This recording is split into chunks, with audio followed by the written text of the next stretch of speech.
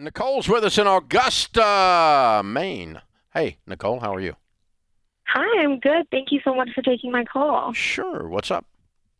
So me and my husband are on baby step 3, I believe. So we're debt free besides the house, and we're working towards our emergency fund. We have 8,000 in place right now. Great. And after that, thank you. And after that, we want to buy a car. Good. And he brought a situation to me, and I've heard you talk about it on the show to stay away from it. So kind of just wanted you to help me walk through the situation. He said that we would like to save up to lease a car. So instead of paying monthly, you can just put it all down in the beginning for the 3 years. So he was looking at a 2021 Ram with $380 a month. So that'd be like $13,000, paying that up front. And then the buyout would be $23,000 or $23,000. And in that 3 years of having it, saving up that $23,000 to pay it off. And I just wasn't sure how to go about that. I've heard you talk about leasing cars as the most expensive way to drive a car. It is. So I just wanted your advice. It is. And the most expensive car ever is a brand new one. The worst car accidents happen on the showroom floor. So when he drives that beautiful, fabulous pickup off the showroom floor, he's going to lose $10,000 that day.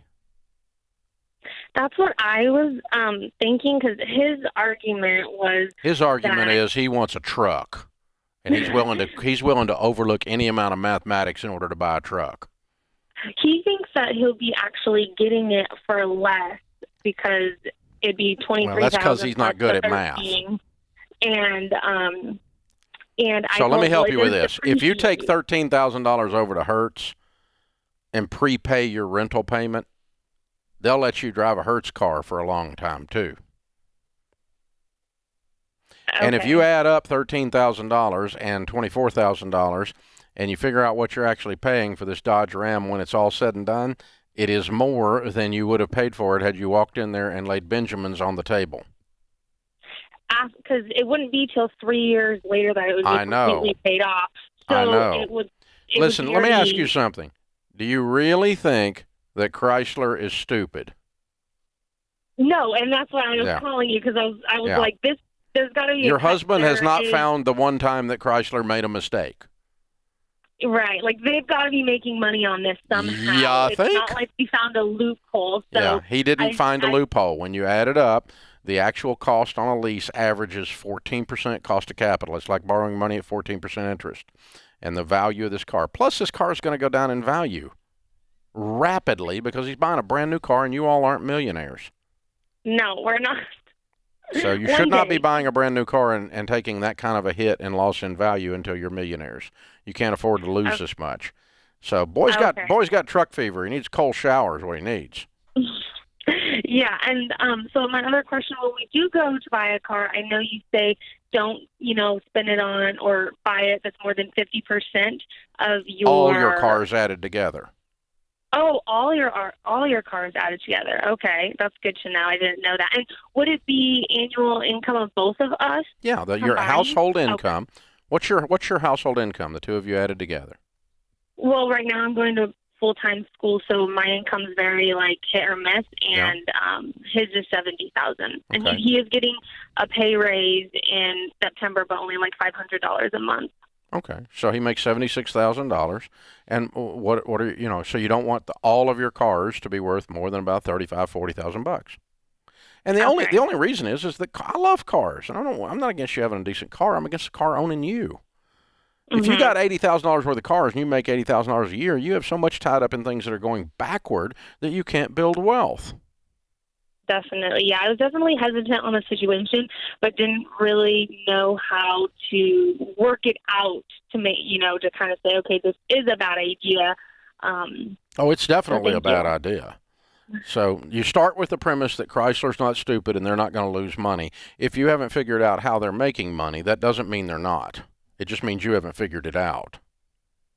That's all it means.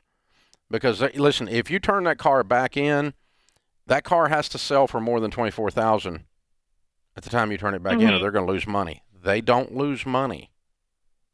Yeah. They've got thousands and thousands of Dodge Rams on the road, and they have lots of statistical evidence of exactly what that puppy's going to be worth at the end of this lease.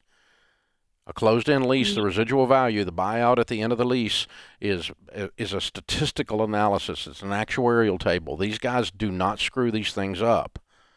If they do, they lose millions and millions and millions of dollars because it didn't just happen on your car. It happened on all of them like your car. Yes. So is the buyout based, like, calculated to what they estimate it to be in the 3 years? No, the buyout is what they estimate it to be slightly more than the car is worth. Oh, okay. At the time, at that time, they're estimating if you got a $24,000 buyout at the end of the lease, they're estimating that car is going to be worth somewhat less than $24,000. Okay, yeah, that's what I was kind of thinking. Yeah.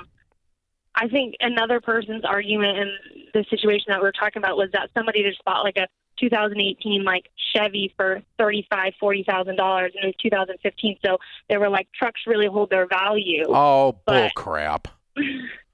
You are listening to a whole lot of broke people with truck fever. Listen, I drove a Raptor. I didn't drive it today. I got a Raptor in the garage. I drove it yesterday. I like big trucks. I like, I don't own a single car with a horsepower less than 400 horsepower. So I like cars. I like stuff that goes with zoom, zoom. But they all go down in value. You're getting screwed on all of them financially when you buy them. They all suck. This idea that, they hold their value. Yeah, just visit one that's 3 or 4 years old and then laugh about that stupid butt statement. That's just ridiculous. Hold their value by their fingernails for 20 seconds, maybe. Yeah, I mean, look, people, I've heard this before. I've heard people hit you with these scenarios before. It's like they think they've got it figured out. Well, I mean, actually, when I first got on the radio, there's a Christian guy in another part of town that called up, and he was all offended because he owned one of the car dealerships. Mm-hmm. And I was telling people leasing cars rip off, and they're ripping people off. And he goes, "Well, I'm a Christian. I'm not ripping people off." And I go, "Yeah, you are." And he wanted to come and sit down and talk to me. And after 2 hours of going through the math with him, I said, "Show me one time where you're not making more money leasing the car than you are selling the car. Show me one time and I'll shut up." And he couldn't find a single one. Well, as Christians, we ought to agree. And I'm like, well, Christians ought to be able to do math, Bubba. This is a thing, It's not a Christian thing. I mean, Jesus doesn't hate you for leasing a car. That's not the point. He probably, bad dad jokes are running through my mind about being all in one accord. But anyway, it's just dumb. It's just dumb. Don't do it.